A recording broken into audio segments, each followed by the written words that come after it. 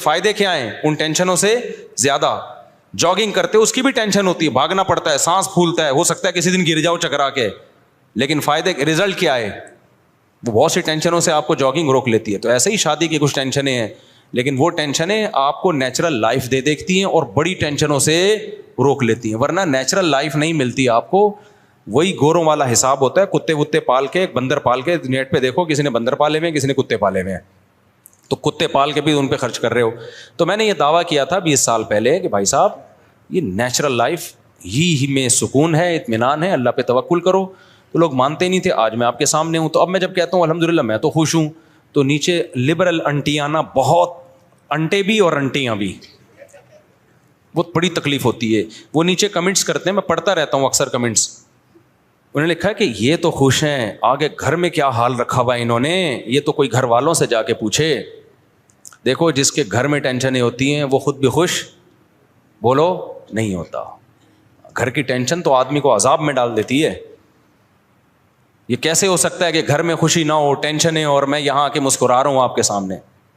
تو اللہ کا فضل ہے, میرے گھر میں بھی اللہ نے اچھا ماحول رکھا ہوا ہے, یہاں بھی رکھا ہوا ہے اچھا ماحول, آپ کے سامنے بیٹھا ہوا ہوں. ہاں یہ میں کبھی دعویٰ نہیں کرتا کہ ہر وقت گھر میں یا یہاں پہ اچھا ماحول ہوتا ہے, ہمیں کوئی پریشانی نہیں آتی. تو نارملی ہر گھر میں کچھ نہ کچھ ہوتا ہے, اونچ نیچ ہوتی ہے, ہمارے گھر میں بھی ہوتی ہے. کبھی آواز بھی اونچی ہو جاتی ہے, کبھی کوئی لڑائی بھی ہو جاتی ہے. تو میں کبھی وہ دعویٰ نہیں کرتا کہ فرشتوں کی دنیا والے دعوے کروں کہ میرے گھر میں ایسا ماحول ہے کہ میں جب جاتا ہوں تو ایسا سوئٹزرلینڈ والا ماحول ہمارے گھر میں ہے. بھائی اونچ نیچ تھوڑی بہت ہر گھر میں, ہمارے گھر میں بھی ہوتی ہے. پڈے مڈے بھی ہو جاتے ہیں کبھی کبھار.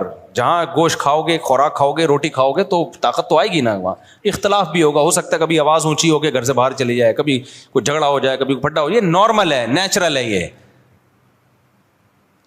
تو لیکن اللہ نے عافیت کا معاملہ کیا ہوا ہے. جو خوشیاں ایک آدمی کو ملتی ہیں جس کے بیوی بچے ہوں, جس کا خاندان ہو, جس کو ہندی میں پریوار کہتے ہیں. میں وہاں جاتا ہوں نا جدہ ودہ, ادھر انڈین بہت ملتے ہیں, تو ان کی سے ہندی بھی سیکھنے کو مل رہی ہے. آپ کا پریوار ہو, آپ کا ایک نیچرل لائف ہو, آپ اللہ پہ توکل کرو, ان کو کھلاؤ جتنا اللہ نے دیا ہے. نہیں ہے تو بولو صبر کر, ہم بھی پاپے کھائیں گے, آج تم بھی کیا کھاؤ گے, پاپے کھاؤ گے, بس ایسے ہی رہو.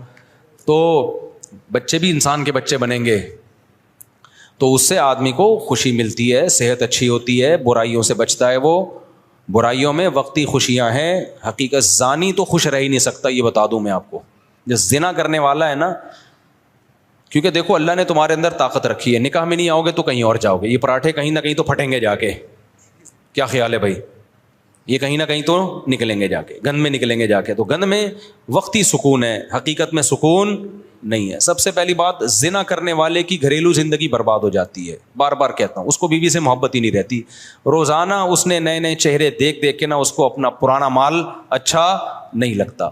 پاک دامنی سے جو زندگی گزارتا ہے اس کو اپنی بیوی ہی اچھی لگتی ہے, کیونکہ ادھر ادھر گند میں منہ نہیں مار رہا ہوتا. تو یہ کتنی اچھی بات ہے یار, جو آپ کے لیے ہے وہ آپ کو اچھی لگے, اور کیا چاہیے یار تمہیں, صحیح ہے نا. آپ کو اپنے ابا اچھے لگ رہے ہیں, پڑوسی کے ابا اچھے نہیں لگ رہے, کوئی مسئلہ نہیں ہے, لیکن لگ پڑوسی کے ابا رہے, اپنے والے اچھے نہیں لگ رہے, ڈپریشن میں جاؤ گے. آپ کو اپنی اماں اچھی نہیں لگ رہی, دوسرے کی اماں اچھی لگ رہی ہے, ٹینشن میں جاؤ گے, ماحول خراب ہوگا.